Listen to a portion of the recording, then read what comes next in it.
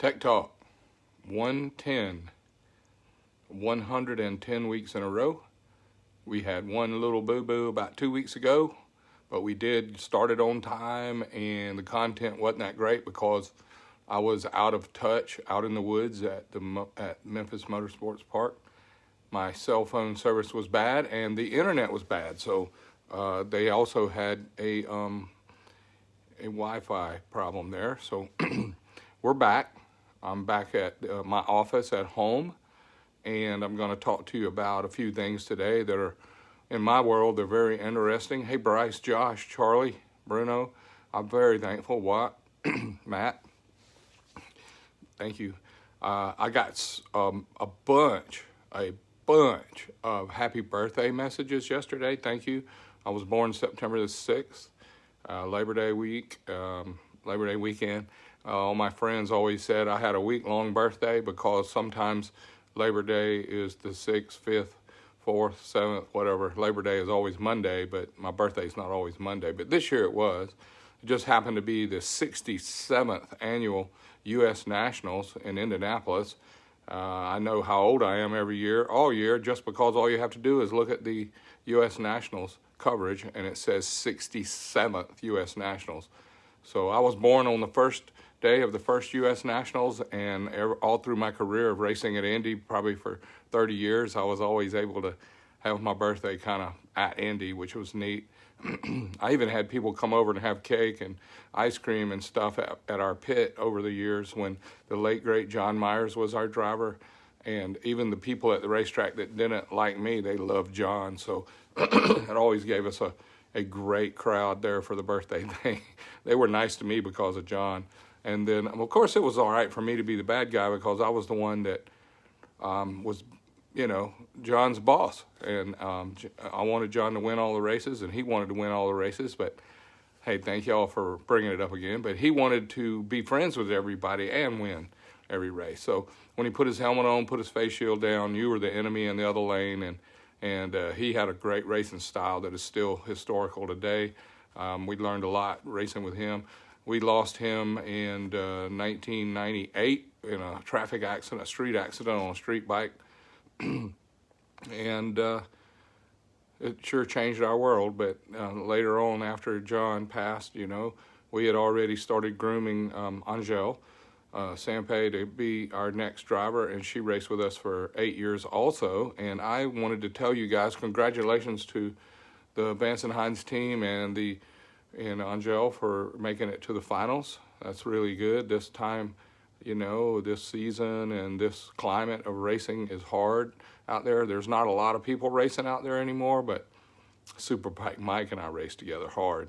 And Sampson, look, I wanted to say thank you too for all the years that you guys put into trying to keep us safe over there in the Middle East, and I know that's going upside down now, and I'd love to talk to you one day soon about what's happening next over there, because I know you are a guard. You're watching our interest over there, and I really appreciate you, my friend.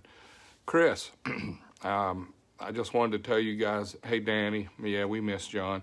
But I want to tell you guys now, John won 33 national events racing with us, won Indy a few times, and Angel won 29 or 30 races racing with us, and she won Indy a few times. And I even won Indy as the driver back in the day.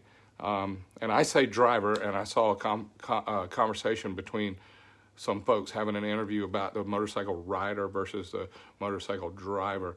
And I believe you have to drive the bike to do it good. Yeah, you're riding it. But, when you're sitting on the back seat, you're riding the motorcycle, and there's a person in the front seat driving. And yes, he's riding also. But look, have you ever heard of going to PBR rodeo or something, or cow roping or whatever? I mean, they ride those bulls. Those bulls are in the driver's seat, and those cowboys are hanging on for dear life. They are riding the bull. And when I see the NASCAR guys say, the ones that don't have a contract for next year, they're always saying, we're looking for a ride. They're looking for a ride. And I don't want somebody I race with to be looking for a ride. I want somebody that I'm racing with to want to drive. I want them to win. So yes, you're hanging on handlebars. Yes, you're sitting on the seat, but you make the motorcycle go where you want it to. So that means drive it to where you want it to. If you're riding it, you are a passenger, and the motorcycle's doing the driving, and you're doing the riding. And if you go, look, nope, sorry, there are no more of these for sale, no more of these for sale. I'm sorry, I retired. I found this hat in the closet today, and I thought it looked good, so I thought I'd wear it. This is very valuable to me.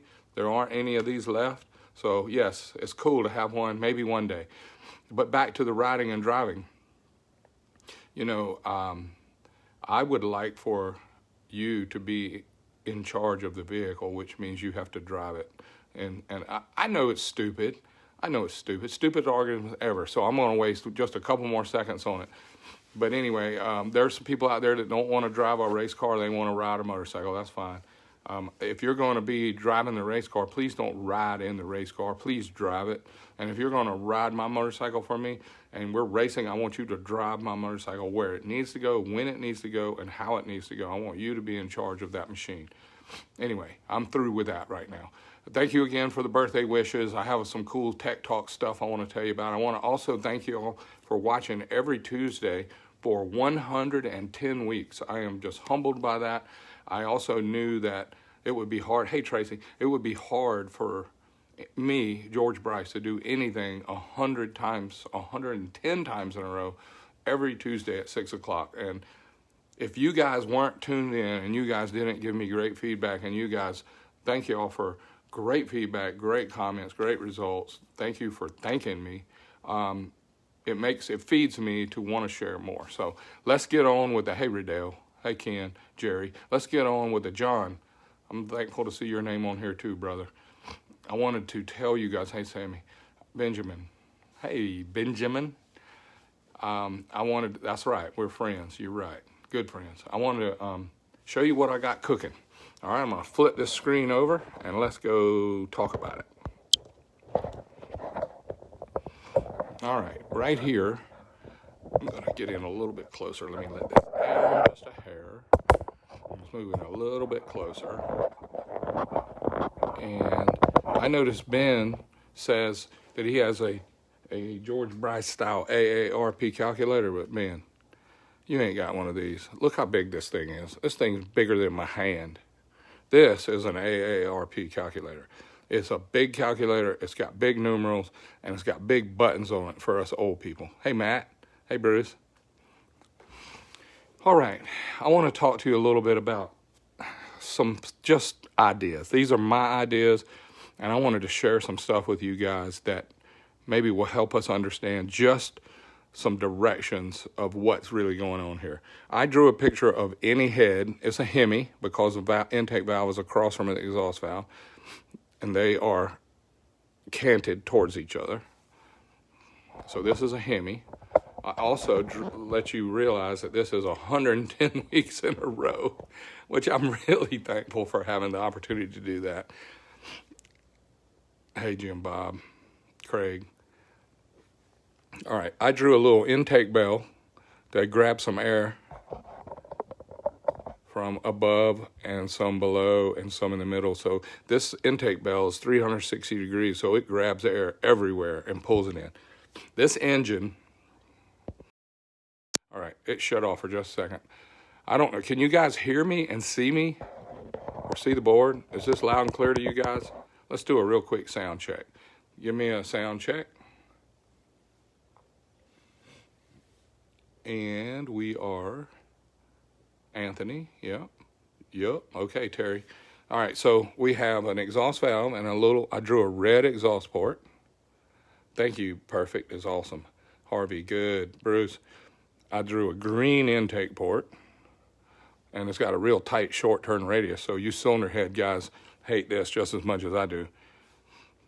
And I drew an okay whatever size intake valve and a whatever size exhaust valve. None of that really matters. And I dotted these little lines for intake pocket in the piston dome and an exhaust pocket in the piston dome versus the top of the piston edge. And this piston's down a few thou from top dead center.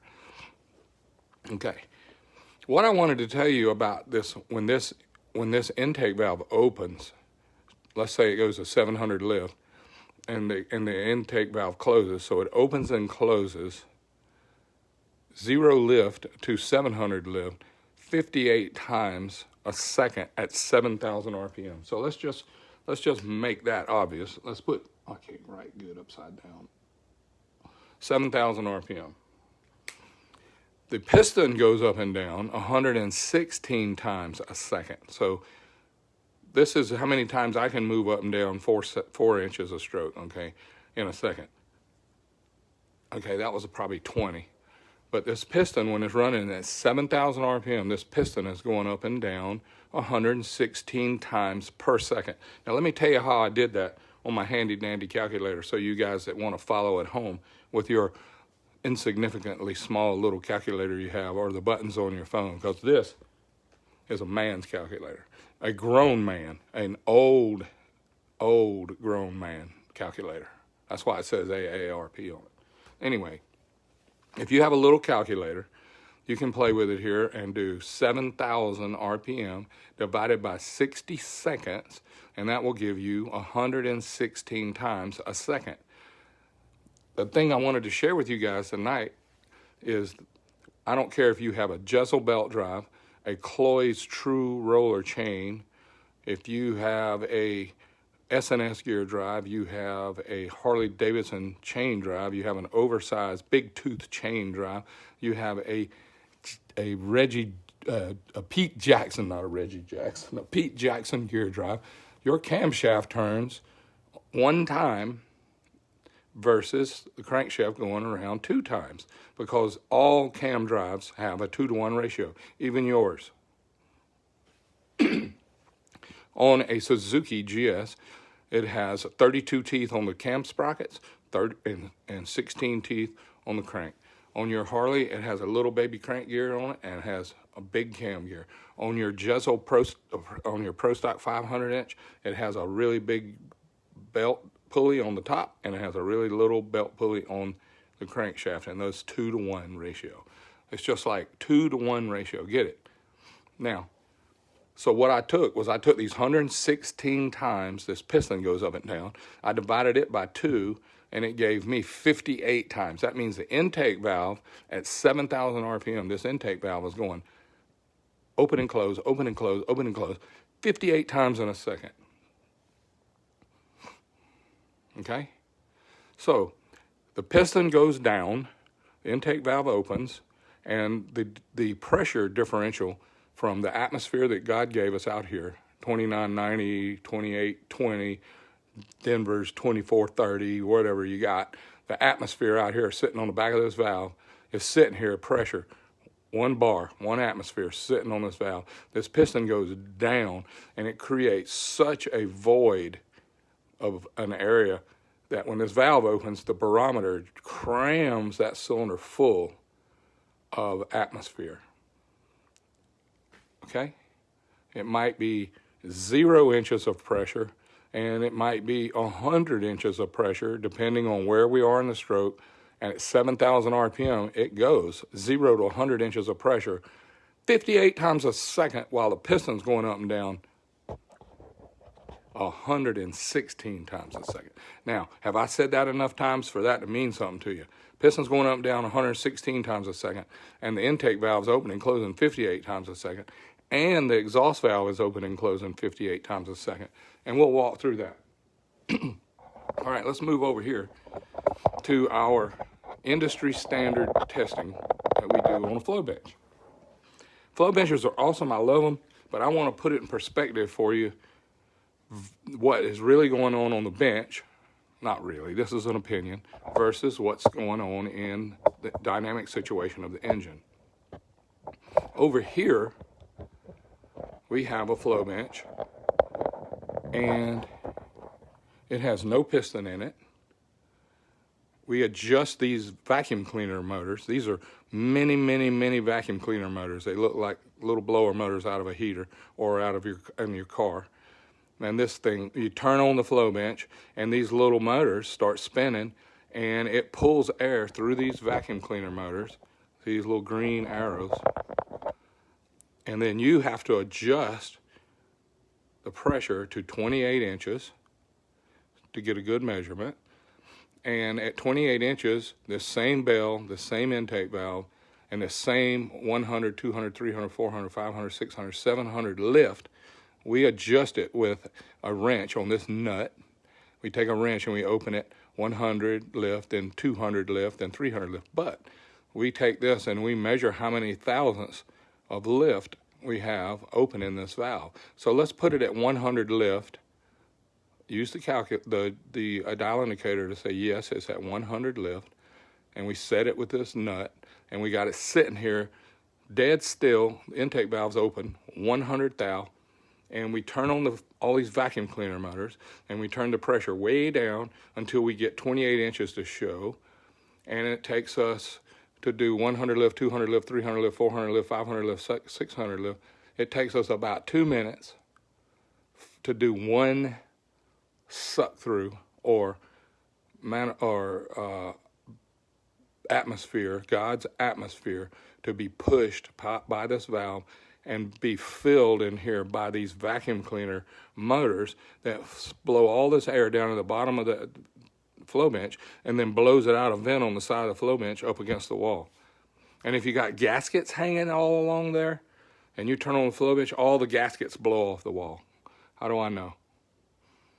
Me and Ron, we've cleaned up a bunch of gaskets and whatever was hanging on the wall. Calendars, photos. When you get this bad boy jacked up to 700 lift, it's flowing 400, 500 CFM, and you adjust this flow bench up to 28 inches, the air coming through these vacuum cleaner motors is so massive that it blows everything off the wall in the shop. Give me a thumbs up if you know what I'm talking about. Hey, Larry, Joe. Hey, Sean. Hey, Eddie. Hey, David. Thank you all so much for watching. This is cool to see all these cool names. There's a thumbs up floating by.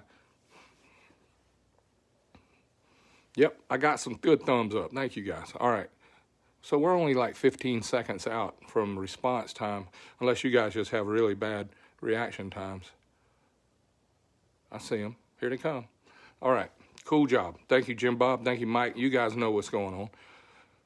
And I'm not preaching against this. I'm just trying to help us understand this snapshot of information that we're taking one time out of the piston. There's no piston in here. So this is an open hole, say whatever bore you want it to be, and you open the intake valve manually to what you want it to be at, what lift, and then you turn on these vacuum cleaner motors, and then you adjust the number to 28 inches so you can read how many CFM that was. Maybe it was 100 CFM.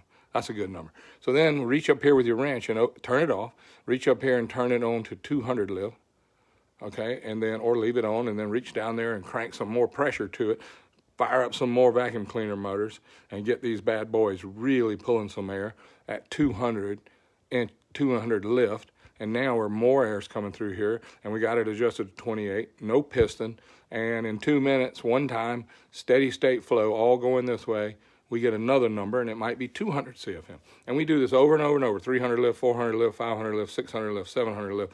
And then we switch it off, look at all the data, build us a nice flow curve that took about 2 or 3 minutes to generate for one intake stroke. In reality, the engine is running 58 times, and the exhaust is in there, every other going with it. And there's a piston in this flow bench right here that fills the bore up, and it's going up and down 116 times. And on the flow bench, there is no piston, and there's nothing moving up and down. It's just steady state flow. It's just static. Now, how does this apply to the reality of what we get going on here? Well, a really, really good engine builder and a really good engine designer and a really good flow tech cylinder head guy can take this snapshot. This is nothing but a quick snapshot. Even with all the air rushing and all these motors running and this indicator and the air going in and out of here, nope, air going in, one time in 2 minutes.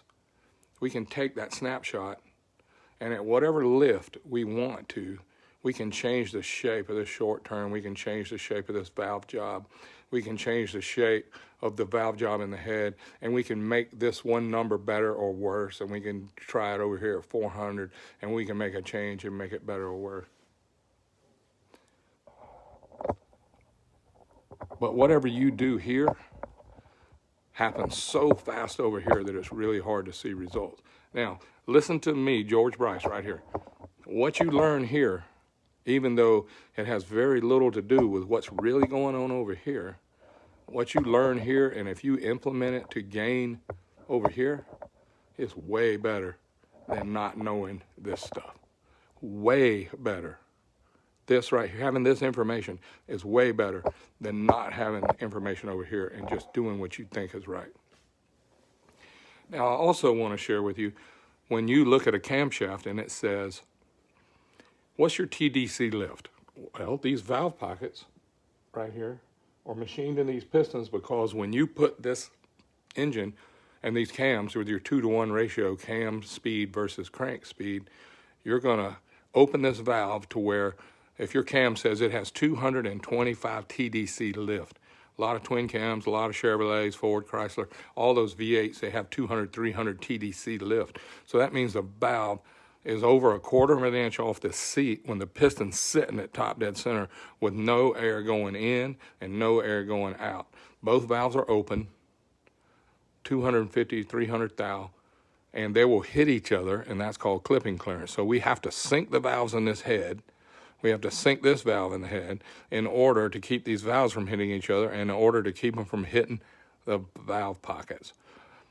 The sad part is if you go over here and go in at 200 lift or 300 lift and you work hard to make this flow good right here on your Flowbench, in reality, the piston's sitting at top dead center and there is no intake stroke, so therefore there is no exchange in the atmosphere pressure to the inside of the cylinder pressure, because there is no cylinder demand because the piston's sitting still at TDC. Think about that for a minute. You guys have to watch this a couple of times. You guys that work on this stuff, you know what I'm talking about, but the reality slaps us right in the face. There's nothing going on at TDC yet. We're doing a lot of Flowbench work at 100, 200, 300. Now, remember, there's an opening that looks like this, and there's a closing that looks like this. Back later in the intake stroke, when the intake valve's getting ready to close, it comes off 700 lift at the lobe center, which might be 110, 120 lobe center. Then you start 600, 500, 400, 300, 200, 100, and you get it back to the seat about 70 or 60 degrees after bottom dead center. You're getting the valve back on the seat, and it starts pushing some air back out at those low lifts. So there's a lot of negative stuff going on at 100, 200, 300 in the Flowbench era. So my opinion is, don't cheat yourself a lot of shape and size and action at 400, 500, 600, 700 trying to repair something that's happening at TDC when there's no action.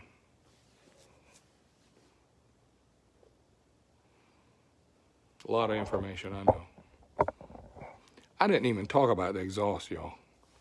Over here on the intake, on the Flowbench, we adjust these vacuum cleaner motors to 28 inches. After the piston goes down on the intake stroke and the atmosphere fills the cylinder with a really nice port shape and a really nice camshaft and a really nice valve and a valve job, it fills this cylinder, and then the piston turns around and comes back up on the engine, not on the Flowbench.